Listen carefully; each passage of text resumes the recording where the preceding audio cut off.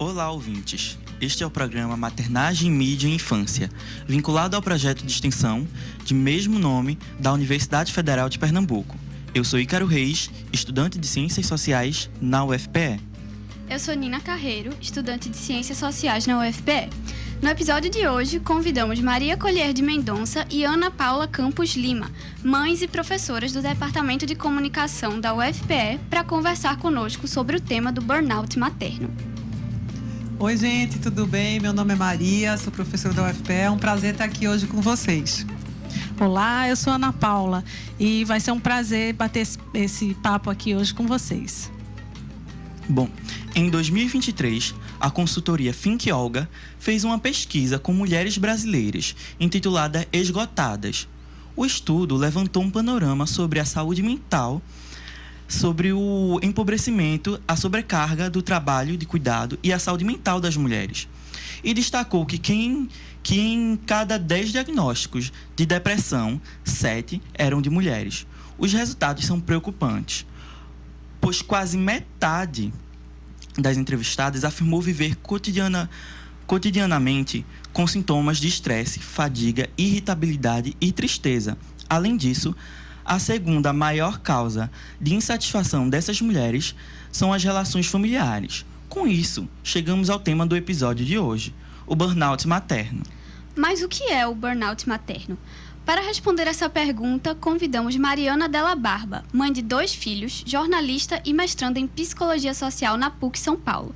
Mariana aborda o sofrimento psíquico-social das mães e como a mídia trata o chamado burnout materno em sua dissertação de mestrado.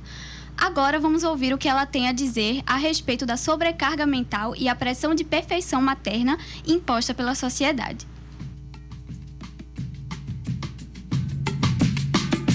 Oi, pessoal, tudo bem? Meu nome é Mariana Della Barba, eu sou pesquisadora de estudos feministas e maternidades da PUC de São Paulo, também sou mãe e jornalista. Hoje eu vou falar com vocês de um termo meio novo, burnout materno. Conhecem? Calma que eu explico. Bom, na minha pesquisa eu quis entender por que as pessoas acham normal a figura da mãe exausta. E é claro que quanto mais a gente vai fazendo recorte de raça e de classe social, vamos vendo a saúde das mães piorar ainda mais. Eu pesquiso como que se forma o imaginário social que entende que ser mãe é estar esgotada física e mentalmente. E a imprensa, claro, é bem importante nisso, porque ajuda a criar essa imagem. Na pesquisa, eu vi que a mídia vem cada vez mais usando o termo burnout materno. A expressão surgiu há várias décadas nos Estados Unidos e veio do burnout laboral, esse do trabalho mesmo que a gente conhece, até passar a definir o estado emocional de mães e pais. Mas esse termo ganhou força há uns 5 anos, quando pesquisadoras belgas desenvolveram ferramentas para medir o burnout materno. E apesar de o termo não ser reconhecido por sociedades médicas ou de psicologia, ele vem sendo cada vez mais usado. E ele é bem polêmico, mas eu já explico isso também.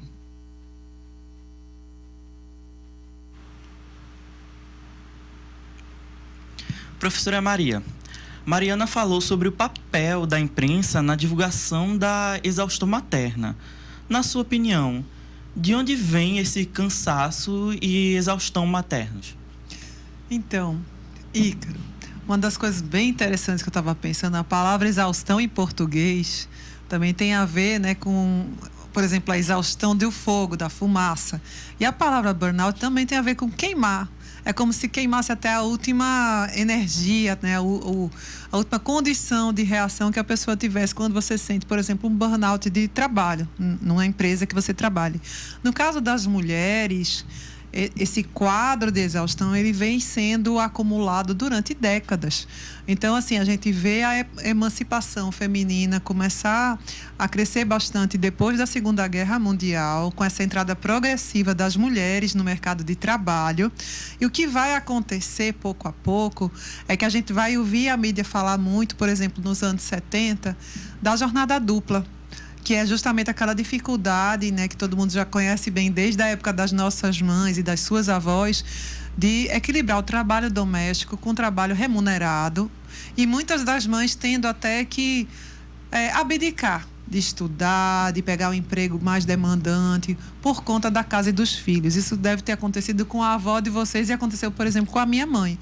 E nos anos 70, a gente vê paralelamente a mídia começar a construir e a divulgar padrões de mulheres que são super mulheres impossíveis de uma mulher de carne e osso ser igual a ela. Como, por exemplo, a Mulher Maravilha, a Mulher Biônica, quem tem a minha idade deve ter assistido. E a própria Mônica, da Turma da Mônica, que daí essa vocês conhecem. Né? Vocês conhecem bem quem é a Mônica. Ela é forte, ela luta, ela tem o coelho para ajudar. Quando a gente chega nos anos 80 e 90, a gente vai perceber esse reforço na mídia da idealização da maternidade, sobretudo com a ascensão da cultura das celebridades.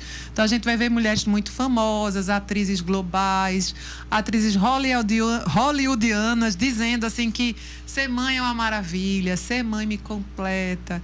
Aí elas aparecem naquelas capas de revistas de fofoca, tipo uma Caras da Vida, um programa de variedade, de entrevistas, dizendo tudo isso, como era maravilhoso e ela não sabia. Como se você não tivesse um filho, você não se realizasse como mulher. Então, esse processo da idealização reforçado pela mídia, que acontece nos anos 80 e 90, ele acaba despontando nos anos 2000, quando, por exemplo, uma celebridade internacional como Angelina Jolie vai ter 6 filhos, né? E aí você vai ver, de um lado, esse estereótipo de mãe e, de outro, super-heroínas ainda muito fortes, como, por exemplo, as meninas superpoderosas. Mas, de 2000 em diante, o que a gente vai perceber é que as mulheres começam a se dar conta que aquilo tudo é uma ilusão, que é impossível a gente performar daquela maneira que a gente vê as personagens dos filmes, dos quadrinhos, das novelas, né, dos seriados de televisão fazendo. E aí a gente começa a ver um movimento de dizer, isso não dá para mim.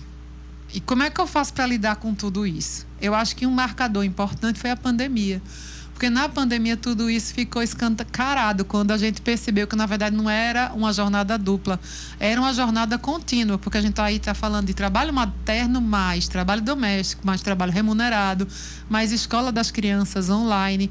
E aí a gente entra num colapso total que chega nessa exaustão. Quando a gente percebe, por exemplo, naquela heroína elástica, que é a mãe do desenho dos Incríveis da Disney, que os elásticos também se rompem. E é daí que vem essa exaustão, esse cansaço e esse burnout que hoje a gente está ouvindo falar tanto na imprensa. Professora Ana Paula, você poderia comentar a resposta de Maria? Ícaro, a fala de Maria é muito, muito completa, né? Na verdade, ela faz esse passeio histórico, esse recorte, e nos leva desses primeiros movimentos, né, que vão construindo essa mulher perfeita, né, dentro do estereótipo, e que mais adiante a gente conhece então o burnout materno, né, que é exatamente o que essas mulheres não conseguiram ser. Então, o burnout materno vira, na verdade, o efeito colateral disso que se construiu, né? Então, o que a gente tem? Nós temos atualmente mulheres esgotadas, com depressão, sofrendo de ansiedade e muitas vezes com muitas frustrações, porque elas não conseguem corresponder nem a 1/10 desses estereótipos, né? Das mães perfeitas, das que conseguem tudo, das que acordam lindas, conseguem ir à academia, cuidar dos filhos e posam lindíssima nas fotos, mas assim, bem longe do que a gente conhece como a realidade, né? Agora, por outro lado, a gente tem uma cena muito interessante. Mais uma vez, a gente vai trazer isso da mídia, né? E é uma produção de contrapontos, né? A essa visão aí da mãe perfeita, só que agora a gente traz isso com humor, né? Para criticar exatamente esses modelos de perfeição materna, né? Aí a gente pode lembrar de atrizes que são ligadas ao humor, né? Atrizes como a Ingrid Guimarães, como a Mônica Martelli, que a partir do humor e da experiência de ser mãe, elas vão mostrando aí uma realidade bem diferente, obviamente, desses estereótipos de uma mãe beirando a perfeição, né? E aí a gente também tem uma cena interessante, porque como a gente tem essas influencers que são aí as mães perfeitas, né? E que arrastam milhões de seguidores, começam a surgir casos muito interessantes de mulheres apresentando esse contraponto também e gerando como é que se diz? Gerando ali um engajamento muito interessante das pessoas se reconhecerem nessa falta de perfeição. Então, a gente tem um caso da página de uma menina que é do Ceará, chamada Eu Camila. E ela é muito interessante, porque ela brinca o tempo inteiro com essa questão de não conseguir nem de longe ser essa mãe que se espera, né? Então, ela faz as páginas, sempre ela está descabelada, ela está trazendo problemas que se aproximam dessa realidade, né? E é dela que a gente está falando, dessa realidade verdadeira, né? Do que realmente é e do que nos leva a pensar no burnout materno. Porém, ao veicular essas representações das mães, a imprensa também dissemina como se deve autodiagnosticar e tratar o burnout materno. Para explicar melhor essa situação, ouviremos novamente Mariana Della Barba, nos contando mais sobre sua pesquisa. Eu pesquisei o uso do termo burnout materno na imprensa brasileira, especialmente nos veículos de maior audiência e durante a pandemia, quando teve um boom dessas matérias. A cobertura, em geral, é um desserviço para as mães e traz uma visão sobre o burnout materno que acaba individualizando um problema que é coletivo. As reportagens trazem uma lista dos sintomas que vão desde dificuldade para dormir, irritação, até outros mais graves, como tendências violentas. E depois dão dicas totalmente incompatíveis, como fazer caminhadas relaxantes, tirar um tempo para si mesmo ou acionar sua rede de apoio. Desse jeito, as matérias parecem retratar uma realidade paralela e colocam sobre as mães mais uma responsabilidade, a de se autodiagnosticar e de resolver você mesmo o seu burnout. Quando, na verdade, o que causa esse esgotamento são os problemas sociais, falta de creche, por exemplo, fora as cobranças irreais sobre as mães. E a maioria das reportagens entrevista profissionais que dão conselhos que só servem para aumentar ainda mais a culpa das mães e não ajudam em nada. Então, apesar de o uso do burnout materno nesse tipo de matéria ser ruim, ele pode ser positivo, porque ajuda a nomear um problema, ajuda as mães a verem que não estão loucas nem sozinhas. Fora isso, esse termo chama atenção. E isso é crucial na comunicação, como a gente sabe. Então, ajuda a jogar luz no tema da saúde mental materna, que é importantíssimo e urgente. Rádio Paulo Freire, a rádio que fazemos juntos. Professora Ana Paula, levando em consideração os diversos marcadores sociais que afetam as mulheres no Brasil e no mundo, como você percebe esse discurso midiático? Ícaro, é muito interessante porque, como mãe, a gente pode dizer que percebe na pele, né? Então, aí nós temos uma ótica de quem é pesquisador e observa o tema e de quem consegue também vivenciar o tema. E vamos brincar aqui, né? Que atire a primeira pedra a mãe que não tiver esgotada ainda. Então, essa ideia da discussão sobre o burnout materno vindo da mídia é interessante porque a mídia coloca luz sobre o tema, mas, ao mesmo tempo, propõe soluções que são inviáveis, né? Que, na verdade, não cabem na realidade da maioria das mães, né? Das mães reais, digamos assim. Então, a ideia de sugerir às mães, né, uma sugestão dos psicólogos, olha, você pode fazer uma caminhada, você pode procurar uma atividade relaxante, você pode buscar a sua rede de apoio. As soluções são muito interessantes, né, se elas coubessem na realidade, mas não é bem isso que a gente vai encontrar, né? Então, uma mãe de periferia, uma mãe que vive sozinha para criar os filhos, que não tem essa rede de apoio, que mal tem tempo, né, de cuidar desses filhos, que na verdade acaba terceirizando para cuidar dos filhos de outras pessoas, então essa ideia não cabe. E é como se essa mãe nem tivesse o direito, né, de passar pelo burnout materno, mesmo passando. E mesmo sem saber, na verdade, do que se trata, né? Então, assim, ao mesmo tempo que a mídia coloca luz sobre o tema, apresenta esse tipo de solução, também é uma questão muito interessante. Muitas vezes a mídia aborda temas como coisas divertidas e, na verdade, não percebe que aquilo ali está gerando mais uma sobrecarga para essas mães. Então, a gente pode puxar aqui um exemplo de algo muito recente que vem acontecendo e vem sendo muito discutido e levado com muito humor nas redes sociais, mas ao mesmo tempo vira uma notícia como se fosse algo legal, né? As escolas agora estão propondo, durante a Semana das Crianças, atividades como algo que se chama agora de cabelo maluco. Pasme, o nome é esse mesmo, cabelo maluco. E como se não fosse muito. Aí existe também a mochila maluca. Então, o que é isso? É quase que uma competição entre mães e crianças para ver quem consegue produzir algo mais criativo, mais interessante, mais descolado, né, digamos assim. E aí, quando você abre as redes sociais, quando você abre algumas notícias, se você colocar lá exemplos de cabelo maluco, então você vai ver que o céu é o limite, né? E uma mãe esgotada faz o quê numa situação dessa, né? Então, assim, as coisas vêm como algo engraçado, mas se a gente parar para refletir, novamente a gente tem mais uma atividade e que compõe toda essa questão aí, né? Que junta com a educação, junta com a busca pela saúde, os cuidados necessários. Então, é muito contraditório, né? O que a gente tem aí na mídia e o que nos leva a refletir sobre o burnout materno. Professora Maria, você poderia comentar a resposta de Ana Paula? Uma das coisas que eu achei interessante que a Aninha está falando, além da sobrecarga, eu acentuo a individualização de tudo isso, de todas essas tarefas e de todo esse trabalho.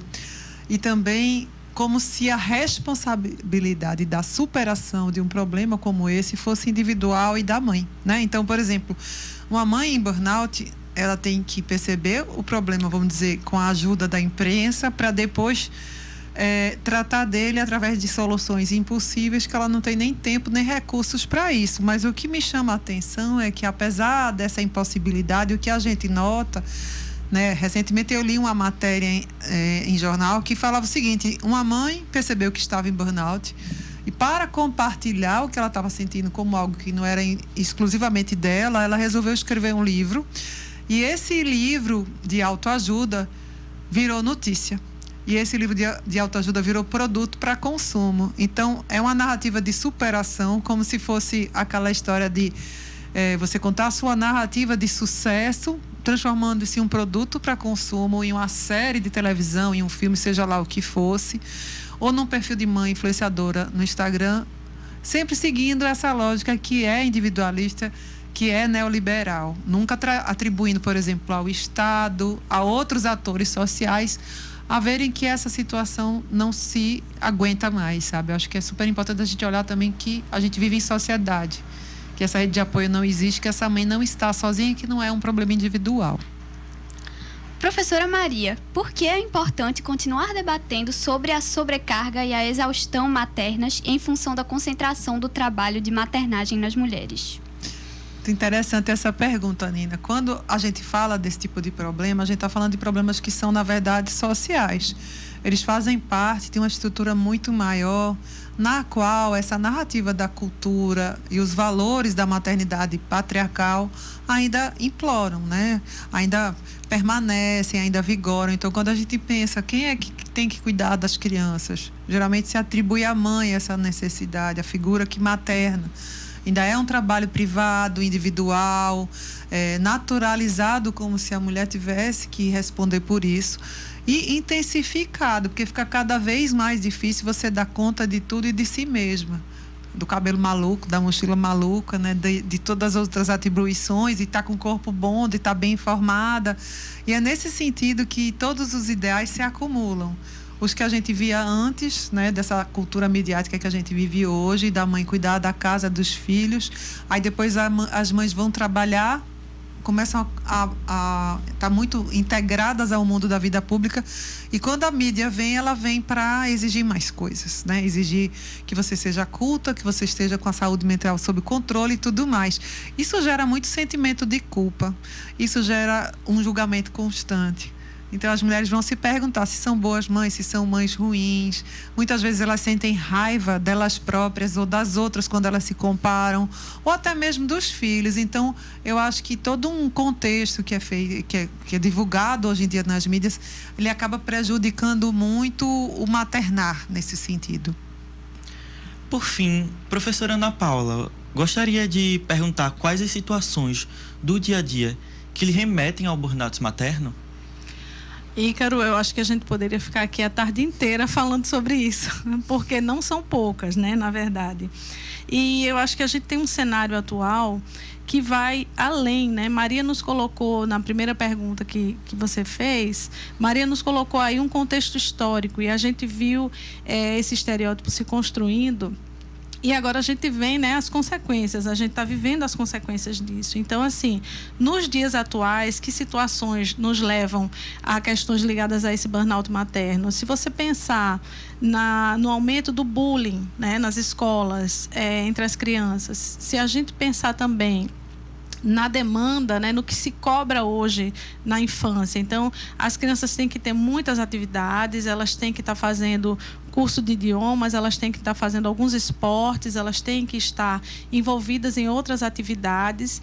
E aí, quando a gente vê, a criança não vai fazer nada disso sozinha. Então, vamos aí compor mais alguns elementos aí, né, na ideia do burnout materno. Então, eu acho que vem muito de tudo isso, do que se cobra e das crianças, né, dessa maternidade, desse ato aí de maternar, e o que é que vai cair, obviamente, nas costas das mães, né, porque geralmente os pais ficam sabendo, né, eles recebem. Professora Maria, você pode comentar sobre o que a Ana Paula acabou de nos dizer?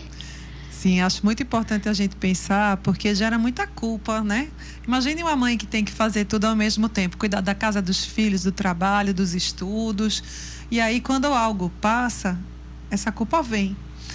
Essa sensação de, eita, não estou dando conta, né? Não estou dando conta de, sei lá, fazer uma boa feira nessa semana, ou não consegui assistir a apresentação de balé da minha filha, seja lá o que for. Né? Eu não estive presente na reunião de pais da semana passada. São 1000 coisas que acontecem no dia a dia e que a gente acaba se culpando.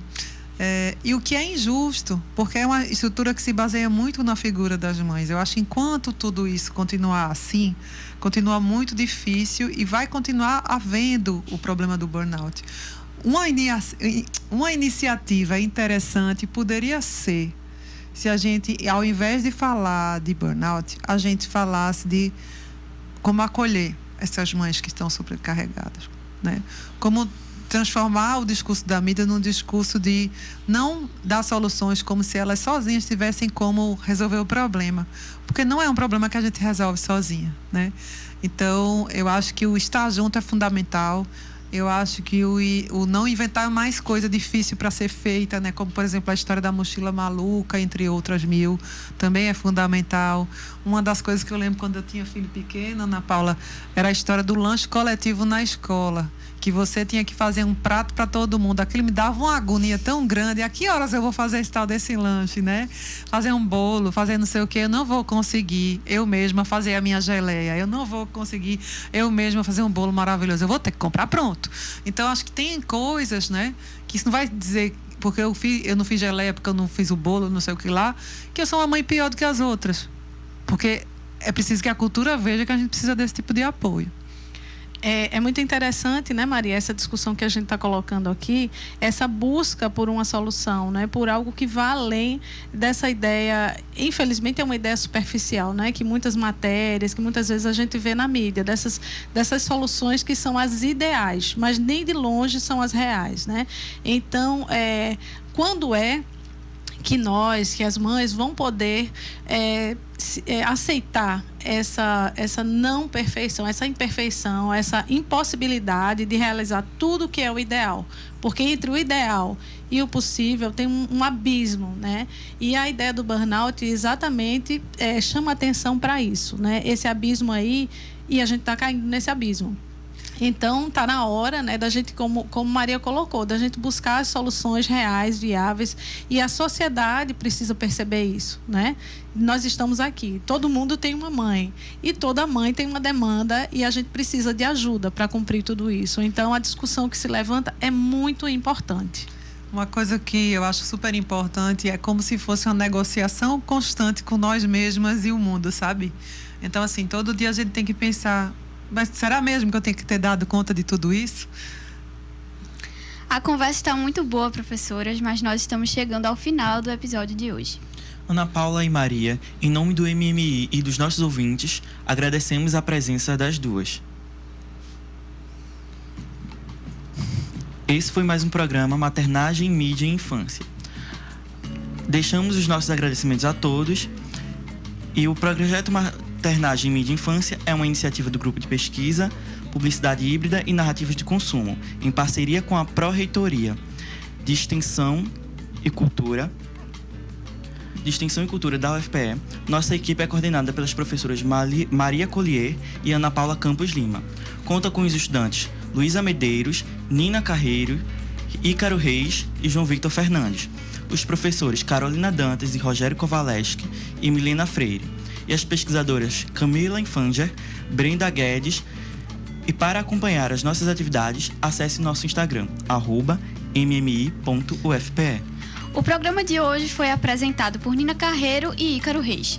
Nos trabalhos técnicos, contamos com a colaboração de Igor Cabral, Rivaldo Júnior e Nívia Lima. Nosso programa também fica disponível no formato de podcast nas plataformas de streaming. Obrigada e até o próximo episódio.